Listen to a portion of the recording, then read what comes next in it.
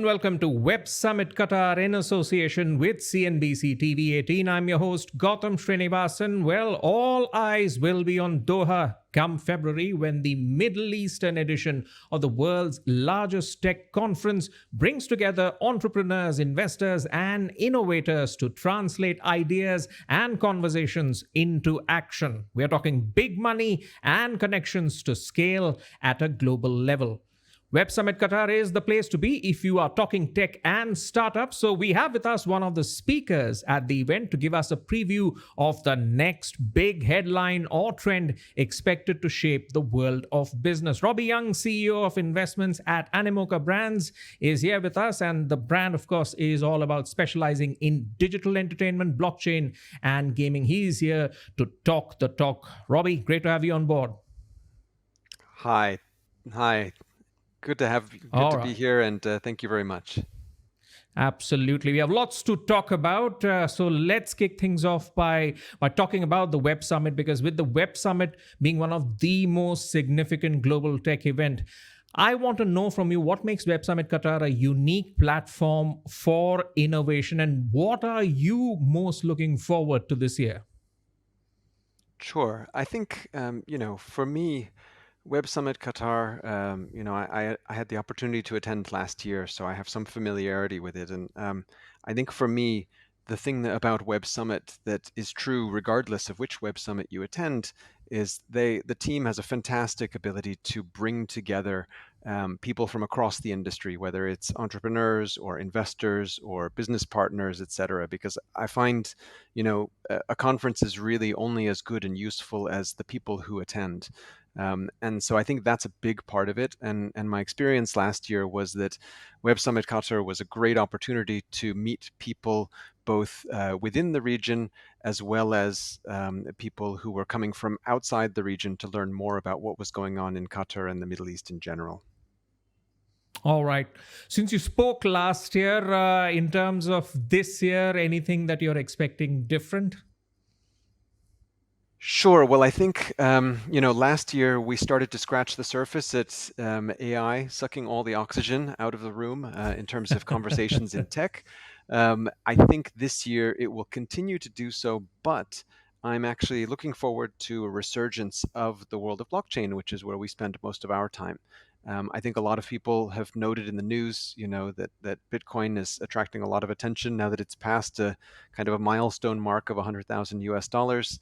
And so as a result, I think a lot of eyes are back on our little industry. Absolutely. And if you can dig a bit deeper, because AI and of course now blockchain, considering where it's reached right now, have kind of taken center stage. But some of the emerging themes that you are excited to see and how you see it disrupting the tech industry besides AI and blockchain. So I think the thing that's exciting about Web Summit is there's always a lot of serendipity, because you get a combination of, the usual big tech giants you would expect having booths at every big tech conference, the sort of Microsofts and Oracles of the world. But in addition, I think they put in a lot of effort to bring together startup communities from different geographies and from the local community. And it's great so that you get a feeling of the flavor of what the local entrepreneurial community is interested in, and also the kind of problems that they're trying to solve with their products. I think, not to harp on too much about blockchain, but it is the area I spend most of my time in. One of the things I find, because I'm always looking for blockchain related startups, is that there are always a lot in places like Qatar, in the Middle East, and in Asia, and in, I think, places that have thriving local entrepreneurial communities that can benefit from, I guess, the more democratized access to capital and connectivity with customers that blockchain provides them. All right. From a conversation perspective, content perspective, there's also we have to look at the deals perspective, because all gatherings have, of course, a net effect. So the key trends that you expect that will dominate the upcoming Web Summit Qatar from, say, just the connections perspective, because this event is bringing together thousands of entrepreneurs and innovators together. Of course, the venture capitalist industry will be there, a lot of startup founders. What's the sense you're getting in terms of the interplay between these various stakeholders, and what could be possible learnings for startups globally?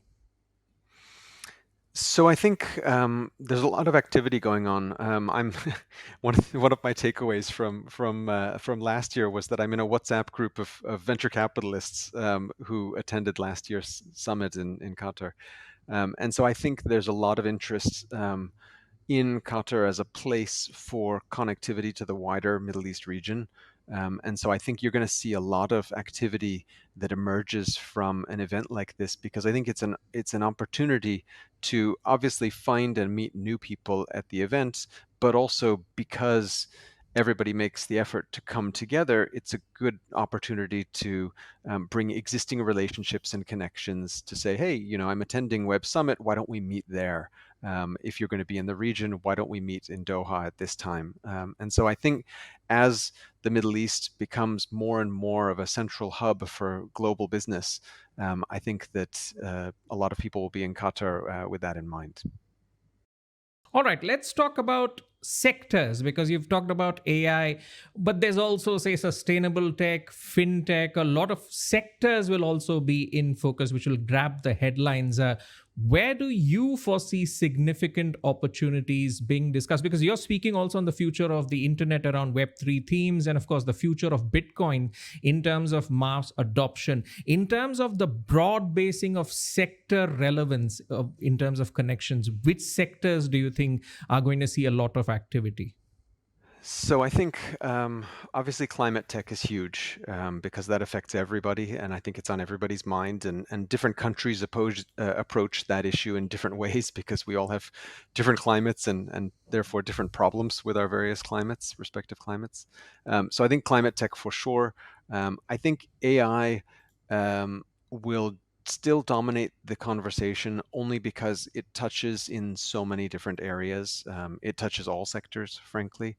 And so I think, but we will start to see more and more mature usages of AI where it becomes infrastructure in other sector products. So we don't classify it as AI so much, but it's like climate tech, but with AI enhancement, if that makes sense. And I think we're going to see a lot of fintech because financial inclusion, as we have emerging middle classes across the world, I think is a big issue. And reforming our banking systems and the way that people access capital in the age of smartphones, I think is really important.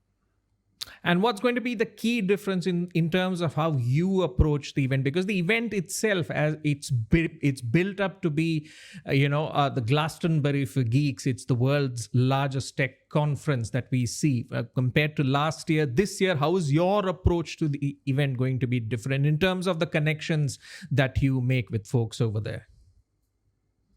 So I think for me, I really enjoyed my experience last year. I would recommend and have frankly recommended to friends, to attend because I think that this conference benefits a little bit from the Goldilocks effect, meaning that, in a reasonable amount of time, you can take a trip that's not too long. You don't have to spend a week in Qatar, but in a couple, 3 days, you can actually have a chance to meet with everybody, take in the entire conference, and really accomplish a lot because I think sometimes it can be quite overwhelming when you're in an event with 50,000 people or something that you feel like you don't know where to start. And I think this one is fantastic because it allows you to really engage in some in-depth conversations, and the quality of the people who attend, lends itself to that.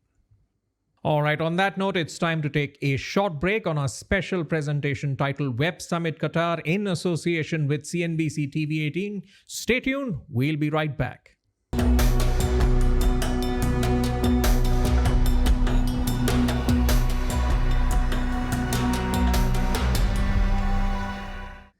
Welcome back to our special show titled Web Summit Qatar in association with CNBC TV 18. If you've just tuned in, we've been speaking with Robby Yung of Animoca Brands on the potential headlines coming out of Web Summit Qatar. Let's shift gears from ideas to action for the next part of this conversation. Robby, let's talk more about startups and what they go through and navigating the funding landscape. That's always been a big challenge for startups. So in your opinion, what insights rather would you anticipate will emerge at the Web Summit Qatar to help entrepreneurs, startups secure investments in today's highly competitive environment? So I think from my perspective, fundraising as a startup is always difficult, and it requires a tremendous amount of tenacity, and you really just need to, you know, you need to keep trying, and you need to be prepared for people to say no and for failure, and just keep trying and trying and trying. One of the things that I always recommend to startups is that, in the case that you can have a warm introduction to a potential investor, from another friend of theirs or somebody that they invest in, or best yet, from an investee of theirs. I think that's always the best. And what I would recommend is, if you have the opportunity to go to an event like Web Summit Qatar, this is a chance for you to meet investors directly, because a lot of them will be speaking on stage. I mean, I will be there, for example, speaking on stage. And, it's very typical after I speak on stage that I get, you know, um, uh, sort of mobbed, for lack of a better word, by startups afterwards from my sector, because they're interested to connect with us as a company, and this is an opportunity for them to do that in person. And so, you could take a few minutes, make a connection, pitch your idea, and try to get a contact for a future discussion. And I think the same thing is true if you have a booth where you can offer your pitch for your startup, because I think there are startup areas. I think there are pitch days, perhaps, as well, where they have startup pitch competitions. So all of these are great ways to just try to get some visibility. Fantastic. Let's get a bird's eye view on, of course, the future of entrepreneurship, because Web Summit Qatar promised to explore the future of entrepreneurship. So, what are your insights into how entrepreneurs should adapt to thrive in a rapidly changing world? A broad view on entrepreneurship. So I think one of the things that I see, as the most salient thing, and I've seen this in our Web3 industry kind of for the first time after, 30 years in tech, um, is that this is the first time that I've been part of an entrepreneurial revolution within the sort of blockchain space, where, because we're able to connect directly with customers and essentially have the financial rails built into the products directly, we can build products at relatively low cost and start to generate revenues very quickly from our customers. So what this means is, this actually kind of breaks up the traditional entrepreneurial model of having to go out and seek a large amount of venture capital first, and then build a product with the venture capital, and then test it and see if it works, because we can actually go out there and test live with customers who will pay for things as we go along. So it removes the requirement for having large amounts of upfront capital.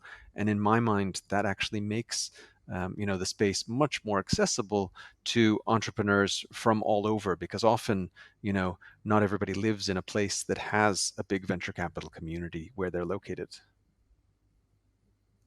The blueprint for success. Robby, what actionable takeaways do you hope startups and entrepreneurs will gain from this edition of Web Summit Qatar? And in your opinion, how can it help them stay ahead of the curve? So I think, an event like this is a great opportunity for learning, first and foremost. I mean, that's honestly why I go myself, because it's an opportunity to hear what other people are doing. Personally, while I'm there, obviously seeking to do business development and connections for my business and my industry, one of the things personally that I really take away from these events is actually what I learned from people who are in other industries, to listen to people in climate tech, in AI, and in areas that I don't focus on so much, because it's not just interesting for the purpose of knowledge, but it's also interesting to understand how they attack problems that they face, because I might find learnings for myself in my own business. And is that something you would encourage a lot of the folks visiting the summit to do? Speak to as many diverse voices as possible so that them it might shape your thinking for the future, make it more flexible and agile? Absolutely, absolutely. Because I think we all, it's a life is a process of continuously learning. I feel like I'm always a student, and it's amazing what you can learn from people hearing their stories of their entrepreneurial journeys or how they solved problems. And so I think that's fabulous. I mean, obviously, you need to go with a sort of a checklist of priorities, maybe companies that you really want to meet that are important to your business or investors you want to meet. But apart from that, I do encourage people to try to take a little bit of time to just attend sessions and learn from seasoned entrepreneurs who might be slightly outside of or adjacent to your industry, because there are some amazing people you can learn from who will be there. All right. Zooming in for those attending the Web Summit Qatar, what unique opportunities does Web Summit offer for those driving innovation from startups to investors? Both sides of the coin, what would you say? So I think again, I'm going to go back to the fact that it's who attends. I think what you'll find is you'll find an entire food chain within the tech ecosystem there, because you will find people who work on infrastructure, the cloud providers, the operating system companies, et cetera, all the infrastructure players. You'll find the application layer. You'll find customers there. You'll find investors there. So the entire ecosystem around building any one particular tech business will likely be in attendance. And so it's an opportunity for you to connect with, all of those aspects, whether you have holes to fill in, gaps in your own business, or whether you're just looking to learn from other people who are doing something similar to yourself. I think really it's about being able to find those like-minded businesses and companies. All right. Lots of folks from India will be attending the event as well. Lots of startup founders. What's your message to them? So I think first, it's fantastic that you can have an international event like this, relatively close to home. As a middle-aged guy, I always appreciate not having to fly too long to go and visit people. And I think Web Summit Qatar does a great job of attracting people from around the world. So also from East Asia, from North America, and places a bit further away from the Middle East region. So I think that makes it a great opportunity to connect with a wide and diverse array of entrepreneurs and investors and founders from around the world. All right. You've given your message to investors, to founders. What's your message to investors? So I think my message to investors is that actually it's a fantastic opportunity to connect with what I would say are the other two parts of the investor food chain. One is obviously there's lots of great entrepreneurs there and founders who are building companies that you may consider as prospective investees.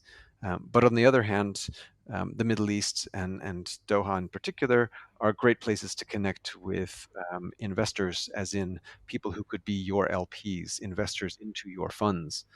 So for venture investors like myself, it's a great chance to meet both the people who give us capital as well as the people who we allocate capital towards.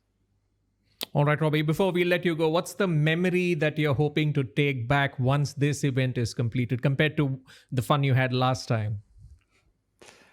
I think the best possible outcome will be, one day when you look back at, the success of a fantastic company that you invested in, you can say, well, guess what? Actually, I remember when we first met, because it was, after my talk at Web Summit Qatar, and you grabbed me backstage, and that was how the conversation started. And look, here we are on the floor of the stock exchange 5 years later. All right. Well, it's time to wrap up our talk here on Web Summit Qatar in association with CNBC TV 18. Robby, it's been great to speak with you, and of course, look forward to hearing your thoughts at the event. Great. Thank you very much. Look forward to seeing Absolutely. you in Doha. Absolutely. And thank you to all of our viewers for joining in. Till next time, this is your host, Gautam Srinivasan, signing off. Have a great day.